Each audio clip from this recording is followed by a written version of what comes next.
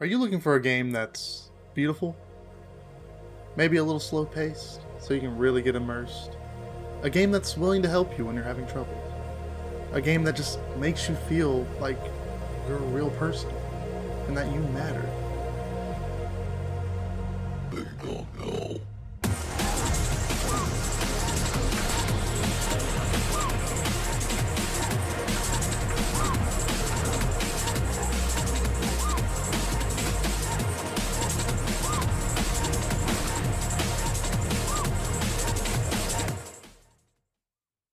Cruelty Squad. Holy shit, I can't stop playing this epilepsy warning of a game. I genuinely don't know how to explain it. It's like rainbow colored crack. I can't put it down.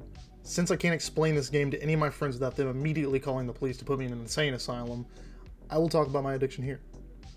Whenever you launch the game, your first question should be, what did I just spend my money on? And rightfully so. Your second should be, how the fuck do I play? Now you have two options from here. Refund the game, or figure out that you have to click on the temple run button.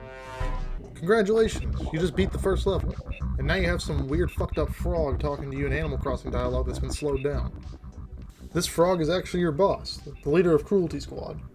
Now I'm not going to do a deep dive on the story of this game because I don't want this video to be 4 hours long, but I will try my best to give context and summarize the story as best as possible. Cruelty Squad takes place in the future where reviving the dead is possible. In this universe, the cost of death is cheap, with only it being like $500 to revive yourself. Since death is so cheap, killing someone in this universe is just like giving them a punch in the face.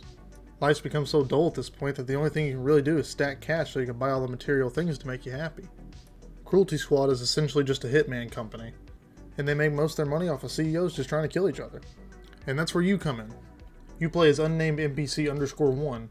You used to work for the SEC, but you got fired because you fucking suck. And now you're hired at Cruelty Squad to complete hits. And that's it. That's usually as far as people look into the story, but I promise you, it gets a lot deeper. Now that that's out of the way, let me show you around. The first thing you should notice is that you have a cancerous green tumor that takes up half your screen. This is your health bar, and I promise you'll get used to it. It's crazy what the human brain can do. It's honestly better than a health bar, since it pretty much never leaves your sight.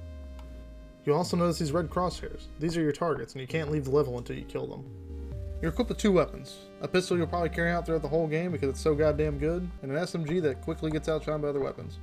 Once your brain gets done overheating from all the visual stimuli, you'll make your way into the building where you'll immediately die because the reload button isn't on. R is used for kicking. You actually reload by holding right click and pulling down. Now I know it sounds awful, but I kind of enjoy it. I can't tell you how many times I've gone to a different game after playing for an hour, immediately aiming in and looking at the floor like an idiot. Whenever you die for the first time, you're going to be greeted by the Grinch telling you that your divine light has been severed. This just means you're no longer fully human. Once you die a few more times, you'll be put into Power and Misery, the easiest difficulty of Cruelty Squad. Since you've been wasting company resources by being recombined so many times, you are no longer human and you've been opted into a special program. This program allows you to eat flesh in order to regenerate your body. Whenever you eat someone, it just regenerates 1 health, so it's really not that worth it. But what is worth it is the organs that these people drop. You can collect these organs and sell them on the stock market. That's right, this game has a fully functioning stock market. There's literally a strat in this game where you kill the governor and the stock starts skyrocketing, and you can max out your money. There's 3 things you can buy and sell. Regular stocks, organs, and fish. And yes, there is fishing in this game. And it's actually kind of relaxing. And you'll never run out of things to do because there's 73 fish in this game. And half of them are so difficult to catch you literally have to use a cheat engine to catch them. Now, I don't really have a good segue for this, so I'm just going to start talking about the weapons. If you count the non-lethal ones, there's 29 weapons in this game. And a couple of them are based off of real experimental weapons. There's my personal favorite, the K&H X20, which is based off the Heckler & Koch G11. There's the Stern M17, which is based off the Steyr ACR, which is a flechette-firing assault rifle, which is fucking awesome. There's the Spectacular Dynamics MCR carbine, which is based off the Interdynamics MKR. And probably the best weapon in the entire game, the Zippy 3000, which is based off the Zip 22. The Zippy actually has a 1 in 500 chance from dropping from the main slot machine in the casino. It also has a 1/3 chance to fire correctly, a 1/3 chance to fail to feed a bullet, and a 1/3 chance to misfire and deal 1 damage to you. These are all the other weapons. I'm not going to explain any of them. This is not that type of video. Go watch something else. Now for the most important part of this game, the implants. You have 4 slots: your head, your arms, your chest, and your legs. Some of the noticeable head implants are things like the life sensor, which turns your head into a heartbeat sensor from Call of Duty.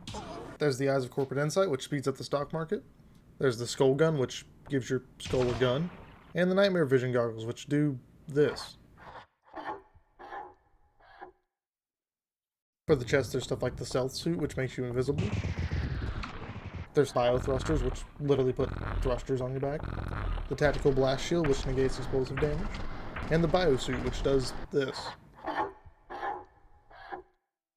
For the arms, there's the Gripendix. That's all you need. Don't care about any of the other implants. They're not worth it. Maybe the portable cassette player, that's kind of cool. But other than that, the Gripendix is where it's at. And for the legs, there's gunk boosters and funk grunters. Again, these are like the only two you're ever going to use. Again, I'm not going to talk about the rest of these. I just want to show you this game is cool, and you can figure out the rest on your own. Now, the main reason why this game is so addicting, the replayability. There's 3 different endings to this game, there's 4 different difficulty modes, there's a ton of secrets, and they have a built-in speedrunning timer. What else screams replayability other than a built-in speedrunning timer? And speaking of speedrunning, holy shit, the speedruns in this game are a fucking fever dream and a half. Look at this shit. You don't even know what just happened. I don't even know what just happened. Now, I'm going to list off a few things that I think are really cool and funny about this game that I really couldn't fit anywhere else, so I'm just going to throw them here at the end. Whenever you die, there's a 5-second delay because your brain fucking explodes. There's this wall in the attic of the headquarters that if you change your resolution to a certain resolution, then it opens up and it allows you to change to Divine Light or Hope Eradicated. Whenever you're in Hope Eradicated mode, all the music becomes slowed down.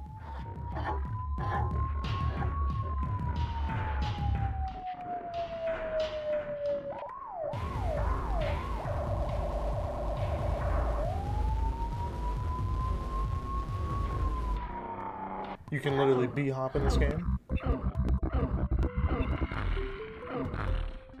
They have a target that collects Chunko Pops instead of Funko Pops.